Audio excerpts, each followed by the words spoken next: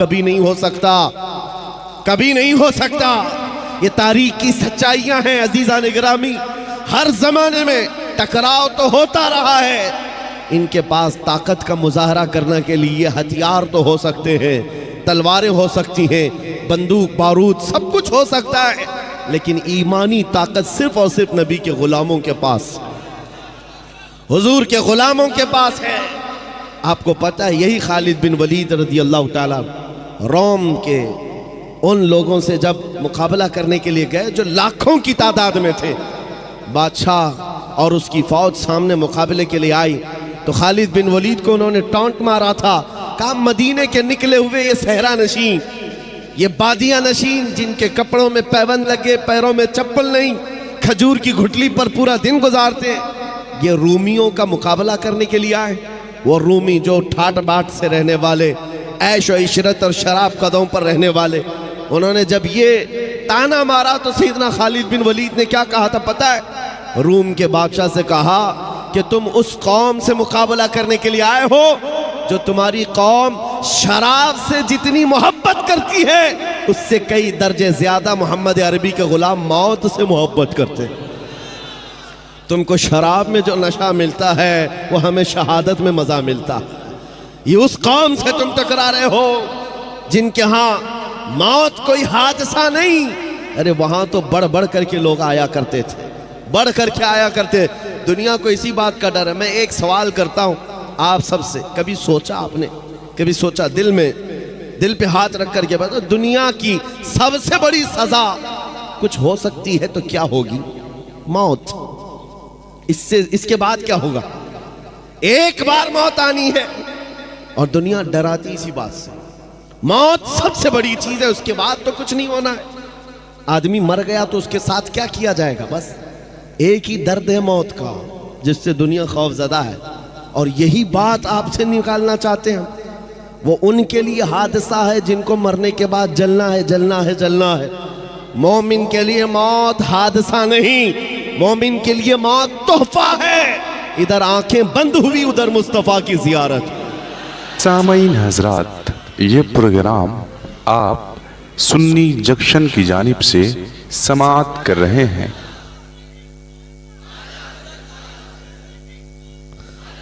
नबी करीम सल्लल्लाहु ताला अलैहि वसल्लम के गुलामों ने ये जो इस्तिकामत दिखाई, उनको ये हकीकत मालूम थी कि इज्जत रसूलुल्लाह के कदमों में है, इज्जत नबी पाक के से वाबस्तगी में है। कुरान ने सच कहा है, वलिल्लाहिल इज्जतु वली रसूलिही, इज्जत अल्लाह की है, इज्जत रसूल की। आज भी हम खोया हुआ वक़ार, हमारी खोई हुई इज्जत वापस ले सकते हैं। बस नौजवानों के लिए शर्त यह है कि नबी के कदमों में ढूंढो, इज्जत हुजूर के कदमों में ढूंढो, निस्बत हुजूर पाक सल्लल्लाहु अलैहि वसल्लम की हो, इसी बात पर फख्र करो। तुम अपनी दूसरी चीज़ों पर फख्र करना छोड़ दो कि तुम्हारे पास कितना माल है, कितनी जायदाद है, ओहदा क्या है, मनसब क्या है, ख़ानदान क्या है, प्रॉपर्टी क्या है, ये गिनवाना छोड़ दो। फ़ख्र करने की कोई चीज़ है तो हुजूर की ग़ुलामी पर फ़ख्र करो।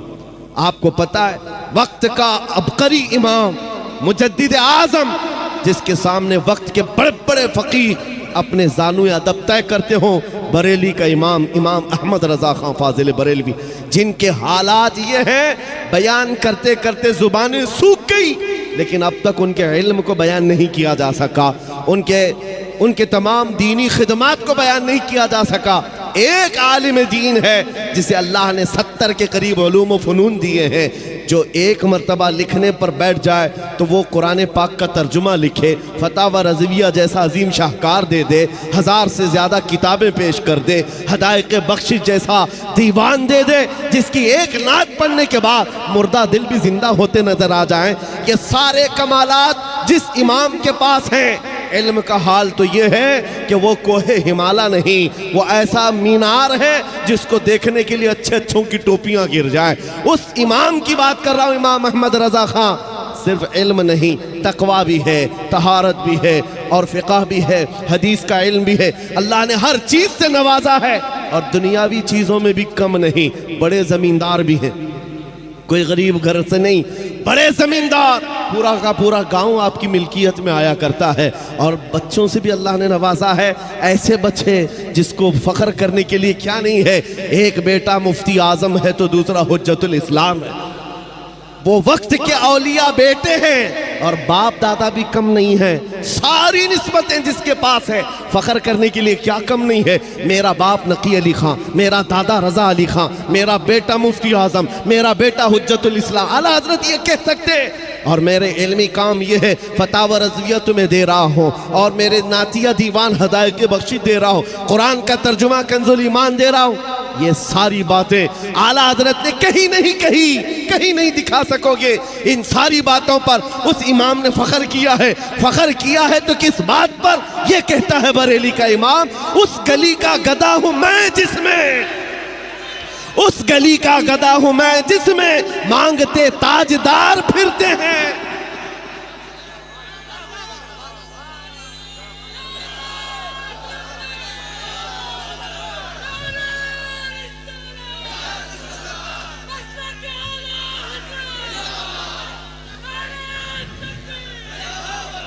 जिसके पास आज दुनिया में फख्र करने के लिए छोटी मोटी चीज भी आ जाए, वो तो इतराता हुआ घूमता है। अरे 5 साल का एमएलए देखो, उसके पैर जमीन पर नहीं लगते। हाँ, आज हुकूमत मिली, कल नशा चढ़ गया है। ये सारे हालात हमने आज देखे हैं। और जिसके पास इतनी सारी निस्बतें हों, उस इमाम की बात कर रहा हूं, अब करी अपने वक्त का, और अब भी फनान, अब भी मजमों में से गायब नहीं है, बल्कि आज भी आला हजरत का नाम हमारे जलसों की जान है, हमारे जलसों की जान है। जिसका इतना बड़ा मकाम और मर्तबा है, लेकिन फख्र किस बात पर करता है? उस गली का गदा हूं मैं जिसमें मांगते ताजदार फिरते हैं। फिर के गली गली तबाह ठोकरे सबकी खाई क्यों, दिल को जो अक्ल दे खुदा तेरी गली से जाए क्यों। ये निस्बत है जिस पर फख्र करने के बाद अल्लाह ये मकाम अता करता है। उसी आला हजरत ने ये कहा था, बेनिशानों के निशान मिटते नहीं, मिटते मिटते नाम हो ही जाएगा। आज हम देख रहे हैं चर्चा आला हजरत का है जगह जगह पर। किस बात के लिए चर्चा है? बंगाल में जाओ, बिहार में जाओ, गुजरात में जाओ, राजस्थान में जाओ, ये तो हिंदुस्तान के मकामात हैं। अरब के मिस्र में भी मैंने देखा मुस्तफ़ा जाने रहमत पढ़ते हुए लोगों को। समझ में नहीं आता, लेकिन सलाम पढ़ते हैं। और उनसे पूछा जाए आपको उर्दू आती नहीं, आप ये उर्दू सलाम क्यों पढ़ते हैं? वो कहते हैं इसमें इश्क की महक आती है। वाह वाह। आपको एक पुजारी ने कहा था, वो आग जलाए बैठा था, गरीब नवाज ने कहा कि जरा इसमें हाथ डाल दो, जिसकी इबादत करते हो ये तो तुम्हारा खुदा है। उसने कहा इसमें हाथ कैसे डालेंगे, ये तो जलाएगी। कहा जिसकी इबादत करते हो वो खुद तुमको जलाएगी। कितने सालों से इबादत कर रहे हो? कहा मेरे बाप दादा सब इसी की इबादत करते आए, हम इस आग को बुझने नहीं देते। कहा फिर हाथ डालो। उस पुजारी ने कहा कैसी बेवकूफ़ी की बातें हैं, आग का काम है जलाना। ये मंतिक के साथ हमारे साथ खेल ना करो, हमें गुमराह ना करो। क्या तुम डाल सकते हो? सरकार गरीब ने नवाज ने कहा मैं तो इसकी इबादत नहीं करता, लेकिन जिसकी पैदा की हुई उसकी इबादत करता। आग का मालिक अल्लाह है। तो उसने कहा तो चलो ठीक है, तुम ही डाल दो, तुम ही डाल दो। सरकार गरीब नवाज ने हाथ नहीं डाला। बहुत बड़ी आग लगी हुई थी, बड़ी आग है जिसकी पूजा हो रही थी। उस पंडित की गोद में एक छोटा सा बच्चा था, साल भर का, 1.5 साल का। उसकी गोद से बच्चे को ले लिया और आग में चले गए, अंदर चले गए। अब ये चीख पुकार करने लगा कि ये दुर्वेश आया, खुद भी जल गया, मेरे बच्चे को भी ले गया। और इतना हल्ला किया कि अंदर से वो नजर नहीं आ रहे थे। लोग जमा होने लग गए, आसपास के सब जमा हो गए। और सबको ये हैरत थी कि ये जलकर राख हो जाए, आग को बुझाएंगे तब ये मिलेंगे। काफी देर हो गई, मजमा जब इकट्ठा हुआ, कई पुजारी आए। सरकार गरीब नवाज अपना दामन झाड़ते हुए आग से बाहर तशरीफ ला रहे हैं। बच्चा भी गोद में मौजूद है, सही सलामत है। उसने छीन करके अपने बच्चे को लिया, जगह जगह पकड़ कर देखा, पेशानी भी ठंडी है, कपड़े भी ठंडे हैं, कोई गर्मी का असर नहीं है। मेरे अजीजों, गरीब नवाज तो अल्लाह के वली हैं, उन्हें आग नहीं जलाई। बात तो समझ में आती, बच्चा पुजारी का था, ये क्यों नहीं जला? मुफस्सिरीन कहते हैं, तारीखदान कहते हैं, देखना यह है हाथ में किसके था बच्चा। इसीलिए हम कहते हैं ख्वाजा का दामन, गौस का दामन, अरे जहां हाथ लग जाए उस पर आग नहीं लगती। मैं आपसे ये बात कर रहा हूं, हमसे भी कहा गया था ये कैसी बातें हैं, बड़े बड़े दावे हैं। हमने यही कहा हमारा दावा नहीं है, ये रसूलुल्लाह की इज्जत की बात है, ये नबी पाक की हुर्मत की बात है। आओ मैं सैयदना खालिद बिन वलीद की बात को मुकम्मल करूंगा। आप हज़रत को जगह दे दीजिए।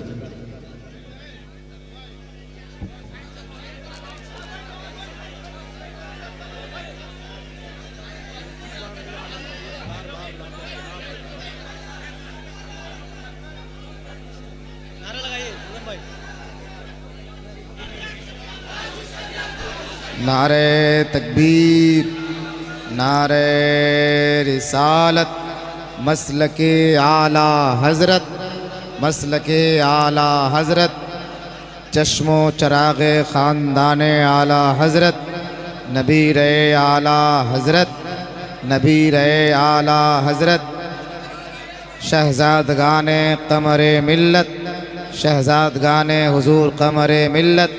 नारे तकबीर, नारे रिसालत। जो जहाँ है वहीं बैठ जाइए हज़रत। बहुत अच्छी गुफ्तगू हो रही है, हज़रत बहुत मोहब्बत के साथ गुफ्तगू कर रहे हैं, आप हज़रत समाअत फरमाएं।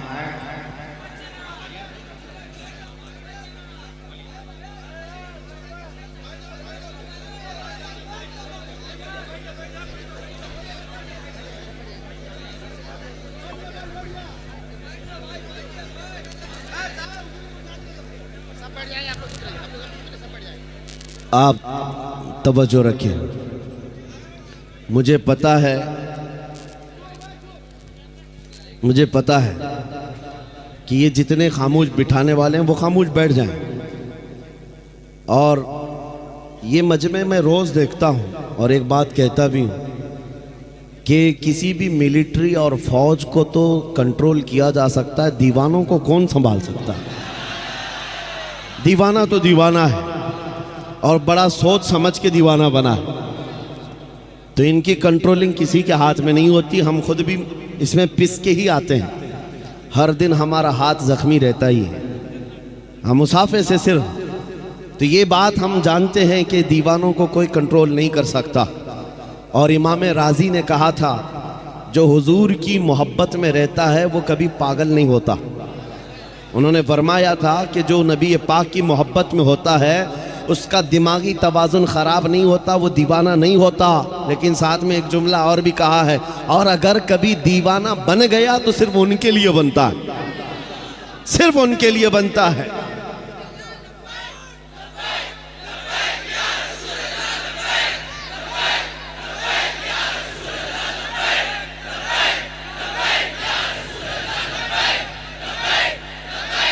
तवज्जो, अल्लाह करीम ये जज्बे सलामत रखे। सैयदना खालिद बिन वलीद रज़ी अल्लाह ताला अन्हु को जब ये चैलेंज हुआ, आप बैठ गए, जहर की शीशी उठाई। उस जहर की बात कर रहा हूँ जो चमड़ी पर लग जाए तो चमड़ी जल जाए। आपने उठाया और बिस्मिल्लाह पढ़ा और पूरी पी गए, पूरा जहर पी लिया। ये मामूली बात नहीं है, अंतड़ियाँ कट जाती, हलक जल जाता, जुबान कट के गिरती, लेकिन कुछ नहीं हुआ। ईसाई गौर से देखते रहे, कुछ तो बगलें झांकते हुए कहने लगे जादू है, जादू है, जादू है। कुछ को ये लगा जादू है। आपने शीशी तो पी ली, उसके बाद कहा अब तुम्हारी बारी है। कहा नहीं, ये जादू हुआ है, शौबदाबाजी है। कहा कि अगर हिम्मत नहीं है, उन्होंने कहा कि शायद इस जहर के अंदर कुछ और तुमने कर दिया होगा, इसका असर खत्म हो गया होगा, वरना ये जहर तो लोगों को जला देता है। आपने कहा अगर तुमको ऐसा लगता है इसका असर खत्म हो गया था और मैंने पी लिया, ये बची हुई जितनी इसको चख करके ही दिखा दो, इसको चख करके ही दिखा दो। बातिल वहां से भाग गए। नबी करीम सल्लल्लाहु ताला अलैहि वसल्लम के दीवानों का ईमानी मामलात में मुकाबला